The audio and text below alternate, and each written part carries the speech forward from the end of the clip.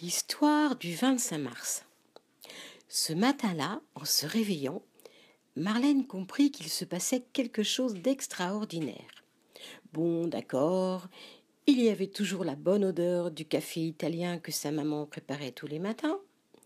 Bon, d'accord, il y avait toujours la musique qui lui mettait la joie dans le cœur, dans le salon. Bon, d'accord, il y avait toujours Lapin Magique sur son lit avec toutes les poupées qui attendaient ses câlins. Mais ce matin-là, il y avait autre chose. Elle sauta de son lit et courut se regarder dans le grand miroir du salon. Tout était en place. Son nez, sa bouche, ses yeux, ses oreilles, ses petits cheveux bouclés. Elle aimait bien se mettre devant le miroir. Elle chantait, elle dansait, elle faisait des grimaces. Et c'était vraiment très drôle car elles étaient toujours deux à faire les mêmes gestes. Elle et son reflet. C'était comme une amie. Non, il se passait autre chose. Mais quoi? Elle ferma les yeux et écouta tous les bruits, les sons habituels de la maison. Ferme les yeux, Nina, et écoute toi aussi, et dis à ton papa ou ta maman ce que tu entends les yeux fermés. Elle écouta encore, et soudain, elle les entendit. C'était une multitude de tout petits bruits qui venaient de la cour de la maison. Une multitude, cela veut dire plein de sons de différentes sortes.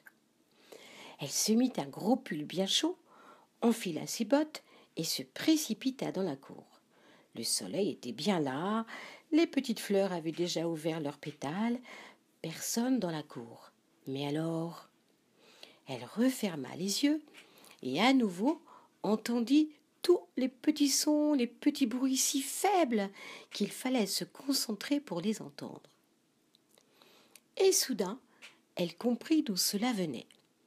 Dans la cour de la maison, il y avait un gros bac de fleurs, et dans ce bac, qu'est-ce qu'il y avait dans ce bac, Nina? Si tu regardes bien, il y avait le petit lutin.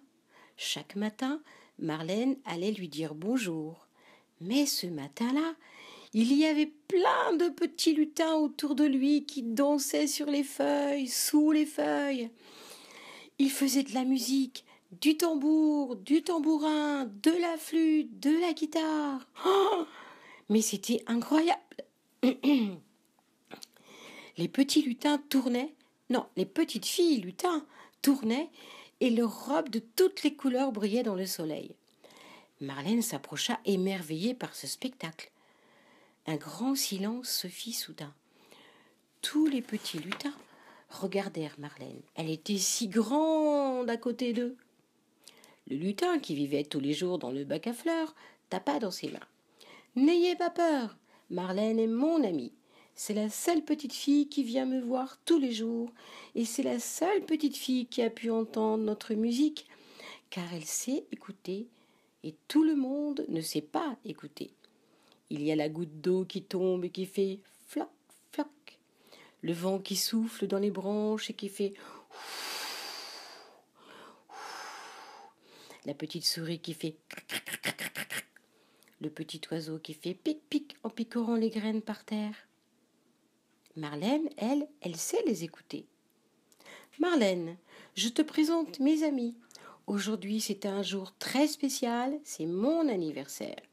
Ils sont venus de tous les autres bacs à fleurs pour faire la fête. Mais bon anniversaire, mais j'ai pas de cadeau pour toi, dit alors Marlène.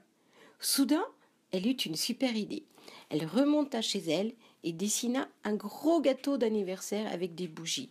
Elle prit son violon et descendit dans la cour. Toute la matinée, elle joua du violon pour ses amis lutins qui dansèrent comme des fous dans la grande jardinière. Les voisins ouvrirent leurs fenêtres et ne virent que Marlène qui jouait du violon dans la cour, car les lutins étaient si petits qu'ils faisaient la fête sous les grandes feuilles des plantes. Il n'y a que Marlène qui avait ce pouvoir de les entendre et de les voir. Soudain, toc, toc, toc, toc, elle entendit un bruit de pas à côté d'elle. « Bonjour, comment tu t'appelles ?»« Marlène. » Et toi? Chicho. À demain pour de nouvelles aventures. Des gros bisous d'amour.